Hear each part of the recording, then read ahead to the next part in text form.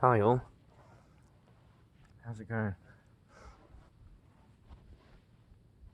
I kind of want to see the view while I do a video, but hopefully you can still see me on the camera here.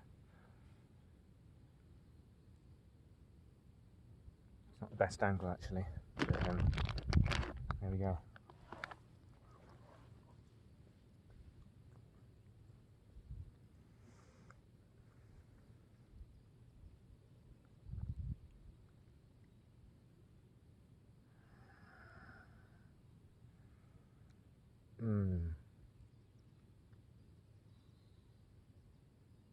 That's pretty good actually, that sunlight coming in.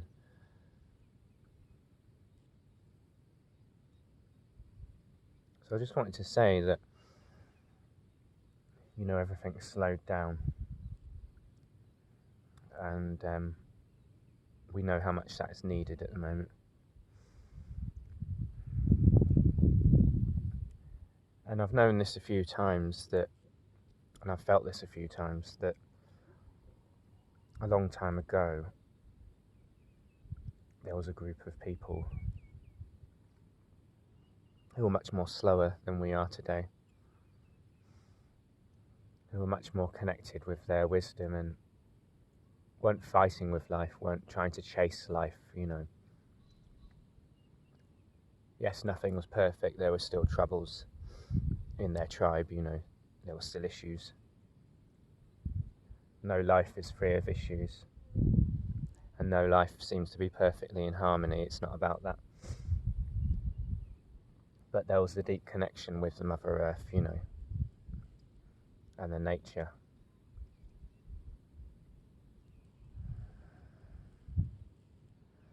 And I think at the moment, like many people say, there's a lot of timelines playing out, basically different paths that we can be going down as humanity, and it's what we decide collectively as a group, overall, that matters, that will shape obviously the world for all the humans, but also the other species, because the impact we have is so big on the other species,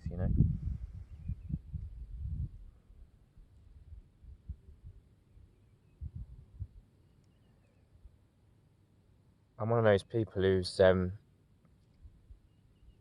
been doing the healing for a while now, and I've cleansed a lot of the addictions, but by no means I'm there yet, But what I found with this was that the more I was able to drop the addictions, the more sensitive I became to life, to myself, to others, to my surroundings. It's like having a veil of amnesia leave, but it's also like having a veil of disconnection leave. There's more sense of being connected to everything, rather than connected to the thing that you're addicted to, rather than being constantly pulled off. Like, when you have a cigarette, smokers who are trying to stop smoking, but you just can't focus properly because you just want a cigarette, That's one level of it, but it's also the sensitivity. It's the sensitivity of being human, and this is what the great asset of being human is. It's our sensitivity. It's also the thing that we find the hardest to sort of deal with, But I wouldn't say it was always that way. I do sense that there was, and there have been, groups of people on the earth at various times who are all right with their sensitivity, and it actually led them to be more sensitive to when there's weather changes, more sensitive to what they needed in any moment, whether they needed a certain plant, whether they needed something to combat a virus, all of those things, So I'm very much a great believer in people being in tune with their own body wisdom, their own wisdom,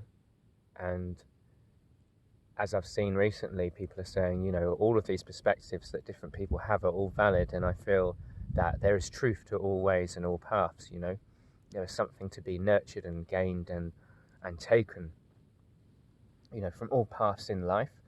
And I think once you know that, that's a really beautiful place to be in, because, you can drop the judgment of the others and stop wasting your time saying, it's the government doing this, blah blah blah, it's this doing this, and getting all peed off and annoyed at the world, and realise that you might as well just focus on what is your part that you're doing, you know, and what do you feel called to do, you know. Yes, it's nice to see the conspiracy theories and you know, and all that, and you know, and if your heart says yes, this seems to be happening, then it's worth looking up about it, you know.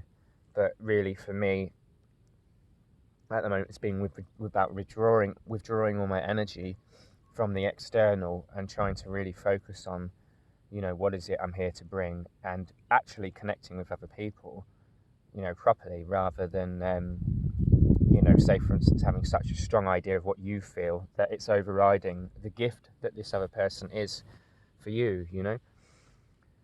So there's so many parts to all this, you know, but deep inside us, we remember what it is to truly be alive, to not have that veil of disconnect, to really realize that we are living on a planet in which we are at one with and deserves respect, you know,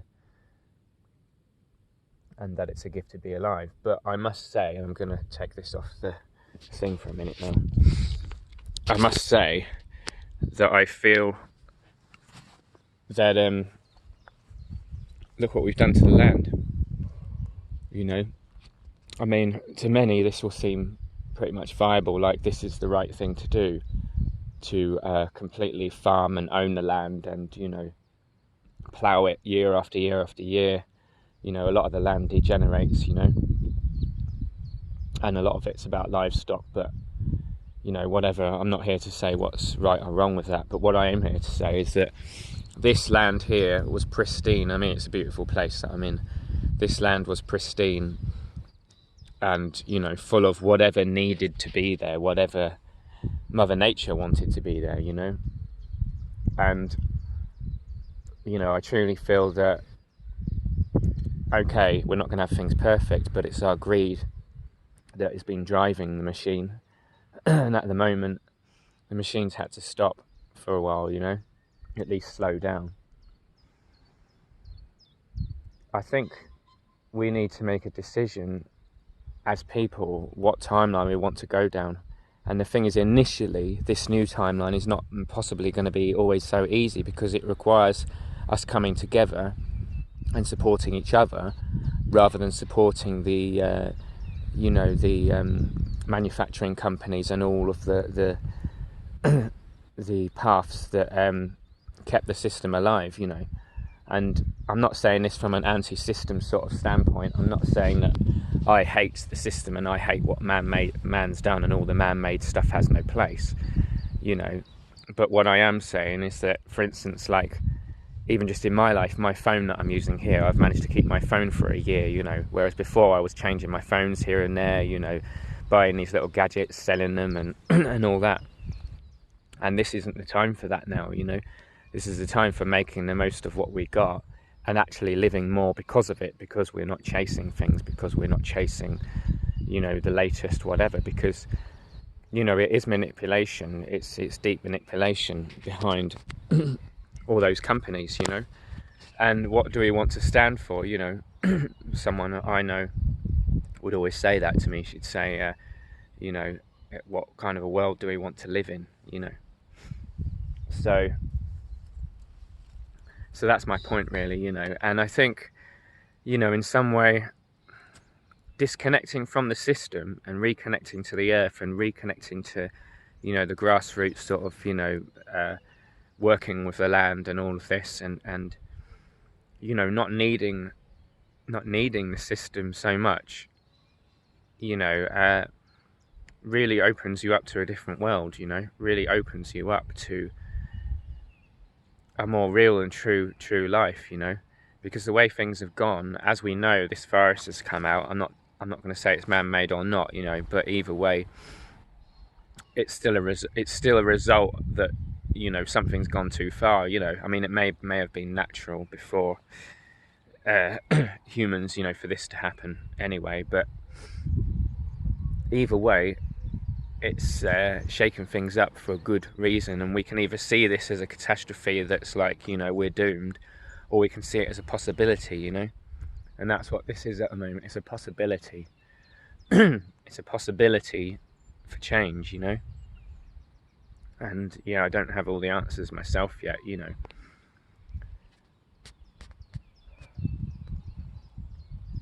But what I do know is that the state of mind that most humans live in now, that state of mind has shifted. It's almost like if you could look at the brainwave activity of people now compared to living a truly connected to the earth sort of life, you know. And I'm not saying everyone should do that, but there are those of us who do feel called to do that, and this world should grant places for that to happen, you know. This world needs to accommodate all kinds of people, because, you know, diversity is how we survive as a human race, you know. Diversity is how things evolve, you know, through all walks of life of people. But as it currently stands, the system and the way it is at the moment doesn't have a place for that kind of thing, you know. You know, you're either in the system or you're not. And if you're not, it isn't going to be that easy for most people unless you've bought some land, you know. So, you know, I will say that I don't really agree in man-made law, you know, to a big degree anyway, you know. I can understand its place, you know, but I adhere to a much grander law, and that's the law of nature and the law of life. And, you know, you can't put a price on those things. They are inherent goodness within the universe, and, you know, the master plan is the evolution of life. And, you know, we either fight that or we try and sort of go with it and work with it. And we're here to work with the natural laws of the universe and Mother Earth, you know, and actually understand what they are and have some respect for our Earth. Because the way we've been going, you know, and all of what we've been seeing with the plastic and, you know, all those things doesn't serve this beautiful planet. So I suppose on some level, if you truly, you know, want to do these things, it depends what you want in life, you know.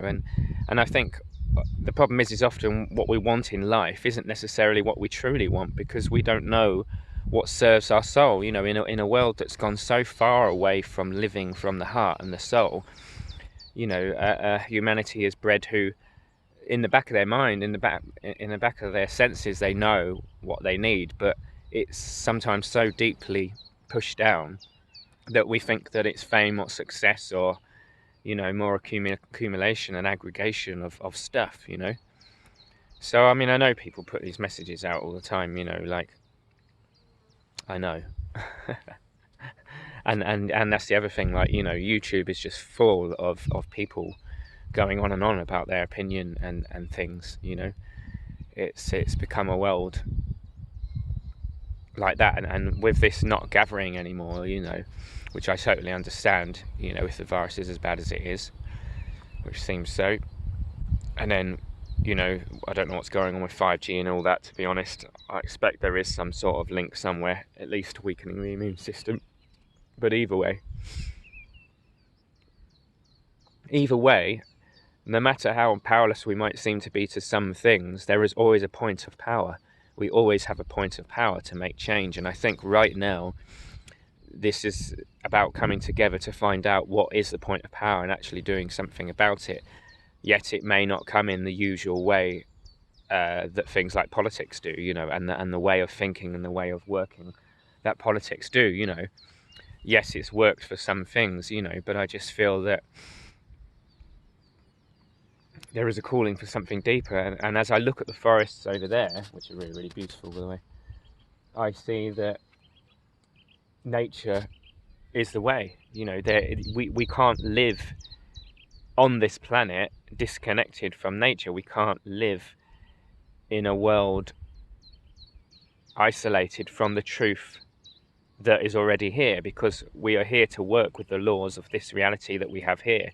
And I know some of you don't like laws and rigidity and all that, but there are certain laws of the universe that if we adhere to, as I say, we yield better results in all kinds of ways. We yield better results in our farming, we yield better results in our connection with each other, and all that. So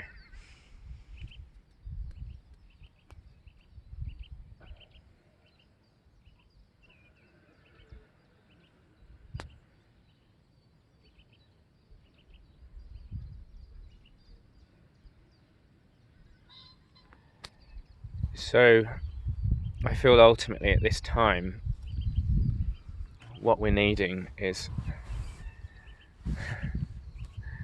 not necessarily rebellion. Not rebellion against anything, because there's nothing to rebel about. All you're doing is wasting energy rebelling. This is about creation. This is about coming together to forge new timelines and to step into those timelines and trust that, yes, the road may be a bit more rocky, because sticking to the known is safe. Sticking to the known is safe, but we're not here to play it safe. Yes, safety and security matter to a degree, but we used to have our safety and security on the earth. We used to feel strong on the earth. We were strong in ourselves, and we knew that's the thing. That's the sense of actually being empowered and looking after yourself on an animal level on the earth, which is not the same as corporate jobs. That's a different type of stress. But the real sense of looking after yourself on an animal level, breathing fresh air, being one with the elements, being truly alive, for many of us, that is something that our soul longs for. And within that energy, there is an uprising, because Mother Earth is uprising. She is an entity in herself, a being in herself, and she is uprising, and her calling is calling, especially the women, and I think those that have had children understand this feeling. They understand the feeling of the protection they have for their child, and that you would do anything to protect your child. You'd do anything, and I think that's the thing. You'll do anything to protect your children. It's a very strong energy, strong drive within, and I felt the same thing for I'll protect the last tree. And that's testament to how beautiful the human race is. There are many of us, who have those feelings. So I wouldn't lose faith in humanity, because really, although we display behaviour that is erratic and uncontrolled at times, and we have things that we hate about other people because of the way they are, and they're so egocentric, or they're so spiritual, or they're so whatever, ultimately within, underneath, lies this core energy that we want to do good on the planet, that we want things to be all right. Humans just go around doing it in a way, which is not always the most helpful. You see,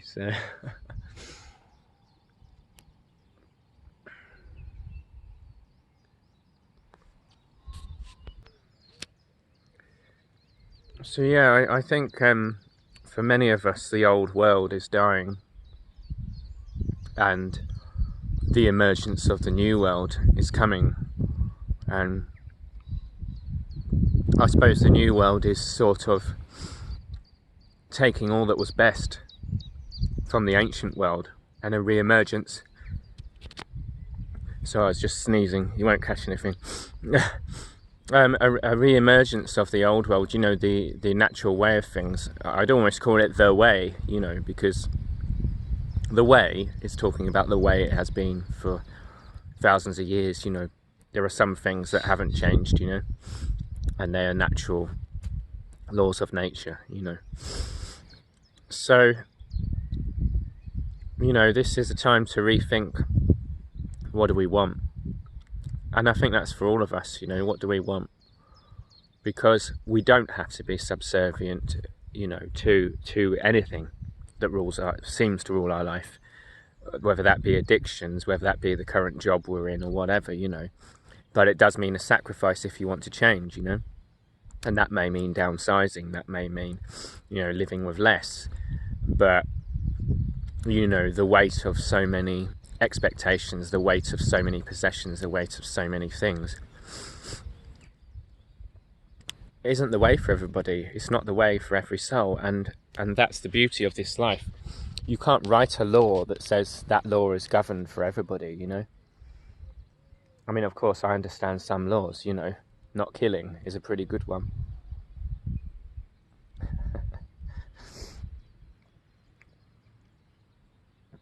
But I just strongly feel, you know, that naturally this earth caters for all, and that's what Gaia, that's what Mother Earth, she does, you know, she caters for all. And I know that the more that we connect with our spirit, the more we leave the very dense realities behind, especially those ones fueled by fear and pressure and worry and stress. That is how the new world emerges, you know, because it's not to say we're meant to be free of those things completely, but it's to say that we're supposed to feel very strong within ourselves that we can manage and handle anything. And, you know, a lot of humans have been very driven for a long time and almost felt this pressure pulling them around everywhere, you know. And I think all things have their place. You know, there's a place for hard work and there's a place for relaxing, you know. But there needs to be more balance in it. And when you start to connect with your soul more, it's like those moments where you see the beauty of the world and how amazing this gift is to live, they come more and more, you know, because no longer is the weight of a trauma inside you, no longer is the weight of a generational trauma, no longer is the weight of the unprocessed grief from the world wars that we had, you know, and the stagnant energy from all that. Because trust me, there's still energy to be processed with all these events that have gone back. There is still energy to be processed from wars thousands of years ago, you know. And this is the thing, we can't cheat life, we can't cheat. And a lot of what's been going on in the last however many years has been about cheating, has been about putting out the image of success when you're not, or, you know, putting on the mask and not playing fair, you know, and trampling over other people to get what you need, you know. And these things only work temporarily, you know. So I think basically what I'm really getting to with a lot of this is that there's a central core sort of remembrance within us. I remember to slow down. I remember to deep breathe. I remember that all things have their time and place in this reality. And that we're not here to control or say what should happen or shouldn't happen, but more so learn to be able to live with what is, to be able to shift with the changing times, you know, to be able to work with this reality in a more stronger, dynamic way, you know, because the moment we try and fix life into a certain narrow band and say this is the way it should be, we limit life and its possibilities, you know.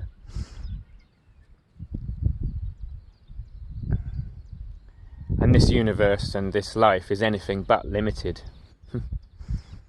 But what I would like to see would be on our land, dotted around all in different places, would be places where there is a certain small section of land, at least, you know, just one of those fields there where we all go and plant stuff, you know, we all go and it's communally shared, you know. You're allowed a certain amount per day or whatever, or per week or month, you know, and we start doing that. And then it builds and builds, you know, over time, because people realise, hang on, this is really sensible, you know, forget about people having exclusive rights or some people being VIP, you know. We all benefit more when things are evenly distributed, and that is what Mother Earth has tried to do, you know. I don't even know whether Mother Earth tried to do it. I had sensed at times that I felt like a lot of the species were actually seeded here on this planet. Not everything was here in the beginning, you know. Some species grew from evolution, while others were actually seeded here at various times, you know. It's a little possibility for you. Alright, I'll just do a bit of breathing and try and finish off this video in a bit more of a slower, more balanced state. Back in a minute.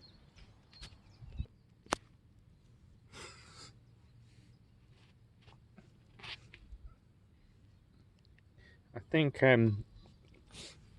there's a big difference to being dependent on Mother Earth and something which is a lot more sustainable than a man-made system, because most of the time we're going between a middleman all the time. Our dealers are the supermarkets and stuff, And I'm not here saying that's wrong, but I'm just saying if we had the balance a little bit more equal, where we are more self-sufficient as a nation, and that goes to the same as, not being dependent on food coming from outside of the country as well, It's nice to have it. And when I say self-sufficiency, I don't mean, that it's only about the self, and it's like it's all about my self-sufficiency, but I'm talking more about, a global self-sufficiency, a ability to be not dependent on a system which can collapse at any time. Because the thing is Mother Earth, she just keeps coming back, and that's the thing. So it's obvious that the answer is plant enough food all over for all, but not as a commercial venture, not as a, because it shouldn't be for that gain, And I know that sounds silly because it's like, yeah, but you've got stuff to pay for, you've got whatever. But really, if we all actually did that, and I know it's one of these, if we all did whatever, but we'd at least have the food to actually live and eat, which is number one, obviously, eating, shelter, and all that.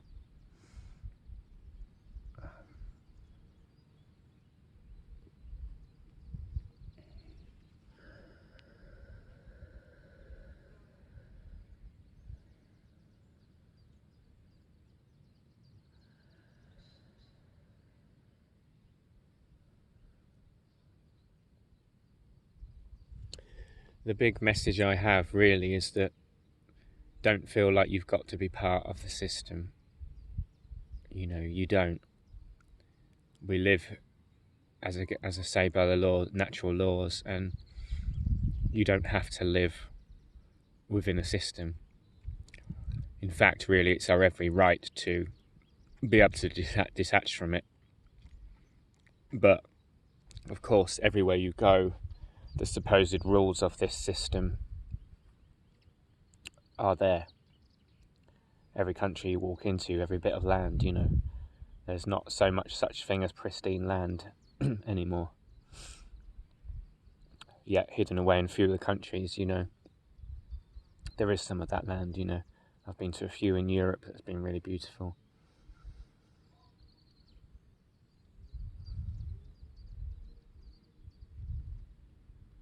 I, of course, also understand there's a place for society. And the interesting thing is it's the impact society has on the land compared to farming is totally different. You look at how big our actual towns are compared to how much farmed land there is. It's crazy. Essentially what we've done to the land here is we've dissipated the pure energy, the potent energy of Mother Nature. And we need that energy not just for, there's all the wildlife that goes with it, but there's an actual energy, and when those of us who are more aware, when we go into big forests, we really feel that. We feel the nervous system go, and relax, That's a sign that our body systems are saying, this is where I'm meant to be, and I know many of you have this with the forests, you feel completely at home, and that's a really good sign. And we really have, in the name of farming, in the name of progress, destroyed so much of the land,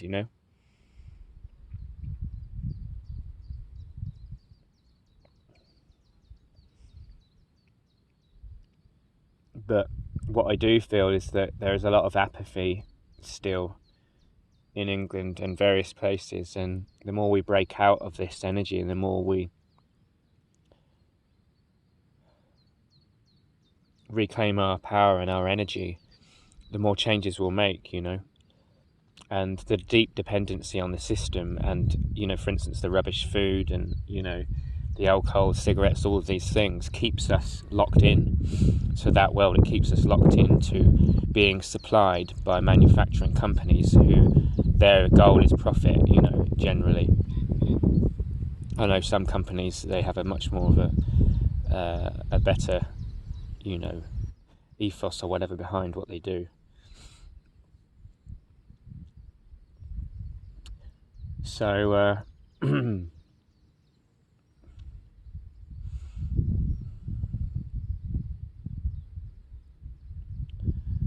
all each and every one of us can really do is follow our heart, really, you know, and try and get stronger and stronger to make those changes, you know, in our own life and beyond. But it will be that the mindset needs to change of the people, and this is a collective thing. But it doesn't have to be everybody, you know, it only has to be a quarter of the population, you know, to make a big change. And I think really the system needs to accept that there will be those that don't want to be a part of it, and they need to accept that's okay, you know. It's the same as, like, for instance, those people who like to voluntarily be homeless, you know. If they want to do that, then they want to do that, you know. And, you know, nobody has the right to enforce law on another person, you know. So it all gets a bit tricky, you know. I don't usually talk like this, really, because I'm not an expert at being able to argue a point or anything, you know.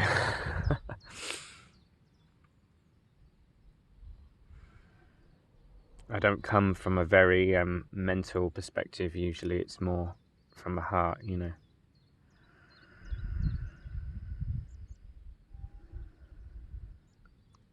But it's time to think about where are we going collectively as a whole, and realising that it's in our pulling together that the great things happen.